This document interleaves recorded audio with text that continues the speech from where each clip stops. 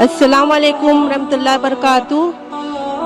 I want to ask that how can I give dawah to my parents that they start believing Islam, believe in Allah, believe in the day of judgment.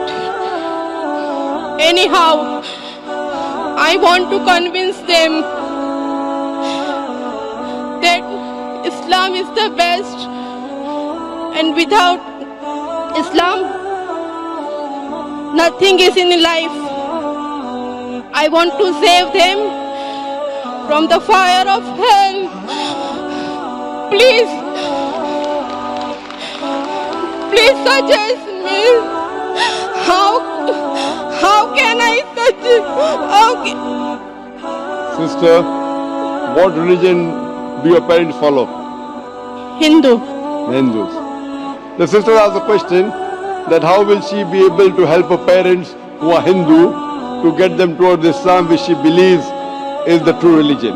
Sister, I would request you that when you meet with your parents, love them more, respect them more, follow everything what they say, except if they tell you to do something which is against Quran and Sahih Hadith, which is against Allah and His Rasul. Anything else you follow them. So your mother should realize that after my daughter has become a Muslim, she is respecting me more, she is obeying me more.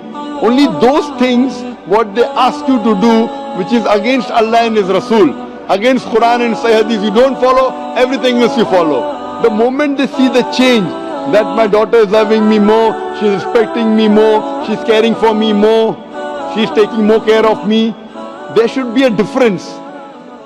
That's why I will call my parents here, visit after 1 or 2 months after, and I will make so much khidmat of my parents. Inshallah, we pray to Allah subhanahu wa ta'ala that may He make you the zarya to get your parents on the straight path, and we pray to Allah subhanahu wa ta'ala that inshallah may Allah give hidayah to both your parents. Inshallah.